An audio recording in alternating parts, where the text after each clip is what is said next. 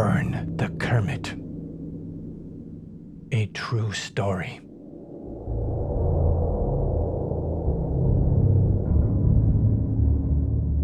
Hello. You would never know me. Never. You would never recognize me if I walked by you on the sidewalk. But I made Muppet movies. Me. I really did. Old scruffy nobody, Albert Snidolaberm. And I was so serious about it. I made real Muppet movies using the actual real Muppets. They, real ones from Henson Studios, because I took some one night. I almost did not mean to, honestly. They were just there once I got to them. And I was out drinking, wandering around that part of Hollywood. And then I was right outside of Henson Studios at La Brea Avenue and Sunset Boulevard. They're right up at the iron gates at the front and looking up at the big Kermit the Frog statue they got.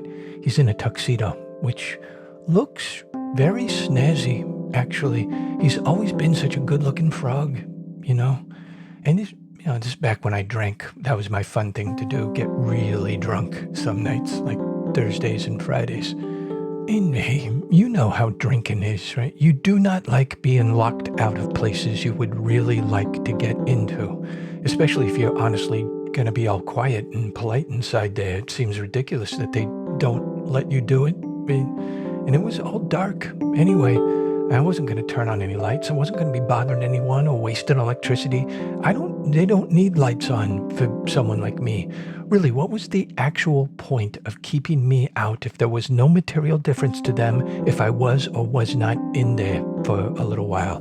See, you give yourself these logic puzzles when you drink and then solve them at the same time. So once I got myself inside Henson Studios, across the rooftop by jumping, that's how you do it, from the roof of the Ross Dress for Less right next to it. And then not that you should, but that's just how you would.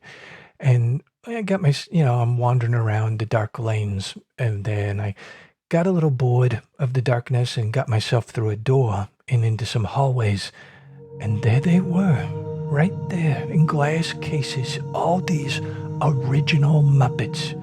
I took them because I felt sorry for them and I wanted them, but because really I could tell it was just storage now, like it used to be for people to see them, like little groups of tourists and school kids, and maybe a little like a Muppet museum for the general public. But now it was locked up and dusty, just sad, lonely tax write-off for Disney. And and I know, original Muppet deserved better than that, so much better than that. Now, I'm speeding through that part because I already described it in total sneaky detail in the audiobook Blood and Muppets. But I took liberated, that's the right word for it, liberated Kermit, Fozzie, Gonzo, Miss Piggy, and a couple others I do not remember right now. This happened a few years ago. And I made Muppet movies with them. Almost. I did. I just have not finished putting them together. But I did those audiobooks about making them. Those I finished. Just FYI, there's 3. Blood and Muppets, Fraggle Oblivion, and Skin Kermit Forever. Not kidding. You can look them up. They're on Bandcamp still, I think. Oh, and I should mention how Fraggles got into the mix, since I did not steal them. I had the Fraggles come from Etsy. I had to buy some homemade ones from somebody. I have no idea where they keep the original Fraggles. And I did not want to just be Muppet Thief over and over anyway. That's no good. I wanted that night I stole them, I liberated them, to be like a special treat, like more of a magical Muppet ownership moment. And Skin Kermit is called that because he turned pink fleshy color, because we got blood on him one night inside him, really. It soaked through and it was my blood from something that happened, and then Murphy tried to clean him with something that had bleach in it, and so it turned Kermit pink, and very scary, I might add. But see, that could happen to anyone, getting blood on and inside a Kermit, if you carry a Kermit. You're around a big city and you're trying to make a movie for free out there. Technically, it was because I got shot through the hand, and I wasn't even wearing the Kermit. I was a different Muppet, but you bleed a lot when that happens. So when I had to use the Kermit later in a scene, that's when it happened. It was all very, how do I even describe making that Muppet movie? Now it sounds like Muppet movie hell, but it was actually not. It was very enthusiastic. So if you're curious what life was like making those, there's those other audiobooks. But I'm hoping that this is going to be something very, very different than the audiobooks. I hope. God, I hope. Because all the horror and monomaniacal desperation of those other Muppet movie projects of mine, it's been making me really wonder about myself and, get sad about my life. How could things go so wrong for someone who wanted to do such wonderful things? Isn't that like the big, terrible mystery of life in general? Why do the bad things happen to people, nice people, who just want to do wonderful things? Those are the people who get abused and die anonymous, almost always. And then I remember even more the things that went so wrong in those movies of mine. And I feel just entirely terrible. Yeah, I keep proving to myself that I will never belong anywhere or do anything that'll last or be meaningful or make anyone happy. Because who else anywhere on the planet but me, Albert Snidolberm, would get all excited about making totally real, authentic Muppet movies with real Muppets from the real Muppet headquarters and then get blood on them and use amphetamine and whiskey to stay awake while trespassing places and accidentally doing crimes and then ultimately vow revenge on the human race for treating me and my Muppets so bad and start devising ways in which Skin Kermit takes over as a dark lord of mortal justice and start killing all the bad and pointless people. What does that say about me and my life? The audiobooks make sense, right? And all the decisions I make in them step by step are justified. But the bigger picture is always me in the regretful haze of destruction and failure. Not complete failure. I did make totally original Muppet movies after all, like new ones. Who else can say that besides the people who did the first ones and the other ones? And my movies will possibly, very possibly exist in someday in a form that I can show people once I edit them together and do all the music and stuff. But I cannot look at that footage anymore right now. There's too many shameful memories and embarrassments. But those feelings usually fade, right? Hey, fingers crossed. But what do I do in the meantime? Just abandon my dream of becoming the next Jim Henson? Because I know what all that footage looks like, even if I don't look at it anymore. And if I edit it together with the best edits in the world and then release it, I will become the bad guy.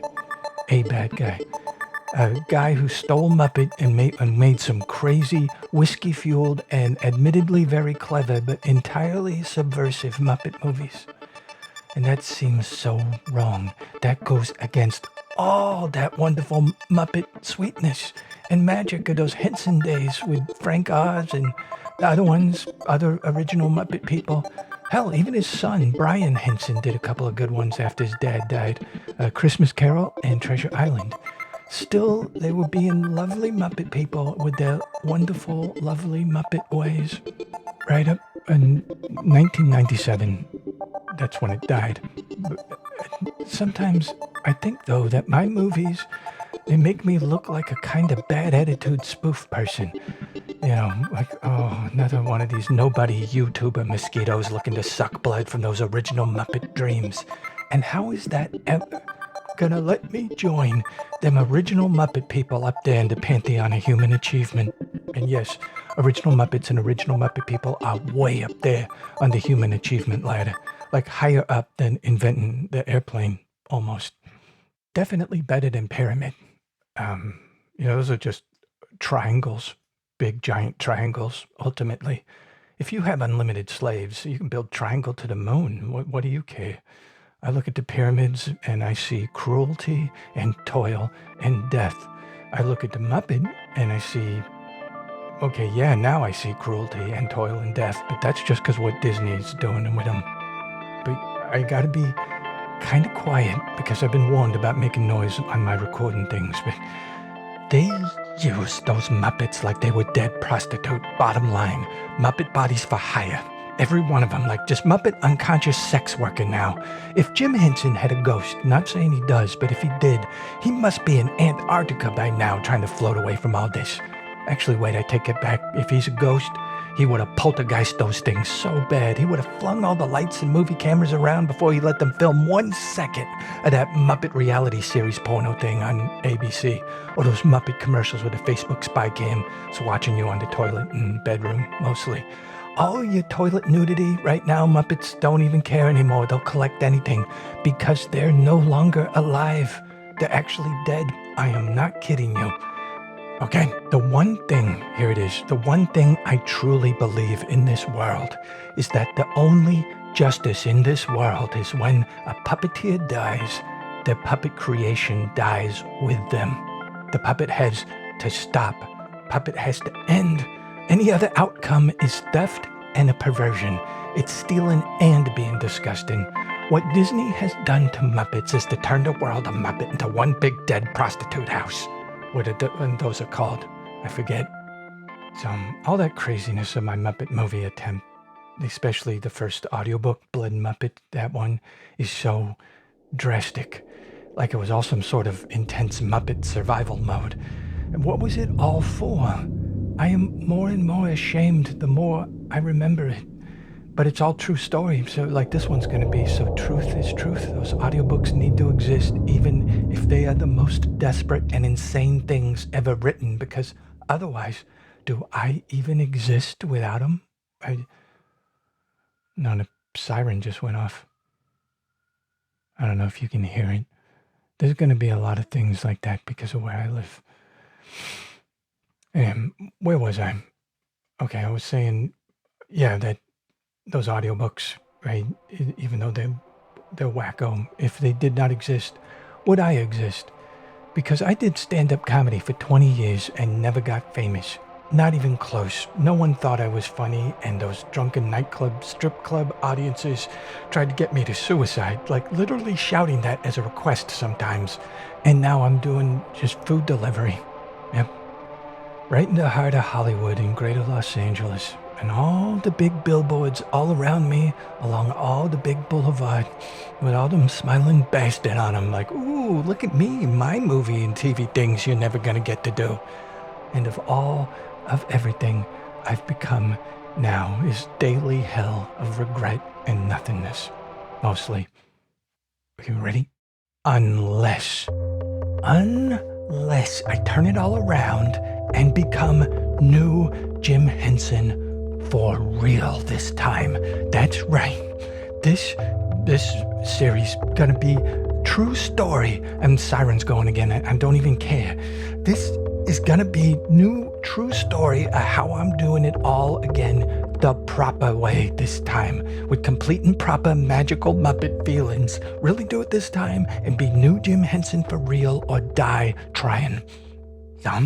What I did is I bought me a brand new Kermit. Not even stealing it anymore. Nope. I own it legally, just like Jim Henson owned his until Disney killed him. It's not a real Kermit. I cannot afford things like that. It's an imitation one for kids. I bought it off eBay. It's about the right size, maybe a little smaller, but it's close enough. And yes, I know I said Kermit should have died when Jim Henson died, and therefore only Jim Henson should ever do Kermit. I mean, that's actually a tough one, because some other guy did it for Christmas Carol and Treasure Island, right? And those had some very nice Kermit moments in them. But still, even if that should not have happened, and Kermit should have died and vanished with Henson and got put in a coffin with him, into the flames, whichever with him, I think it was flames, cremated. Even if that should have happened, what would be the one exception? That's right. Yeah, the only exception would definitely be If there was someone so infused and bursting with his love of original Muppets and wanting to do movies with him more than anything in the world, even more than being alive, that he could, in fact, get honestly labeled the new Jim Henson, capital N on the new, that would be the one exception, definitely. And that's me. If I could become him, with no more using drugs and booze while making Muppet movies, no more fantasies about Muppets enacting justice killings or justice whatever on people, but actual deep Muppet magical charm and sweetness, then it all makes sense. Everything. Not just my life and my Muppet movies before this, but the whole world kinda is now coming into focus, because what is life? What is life if not realizing every few years what an idiot you used to be? And then starting over with new optimism and magical sensibility. When you get a brand new Kermit in the mail, like I did. Not a drop of blood on him.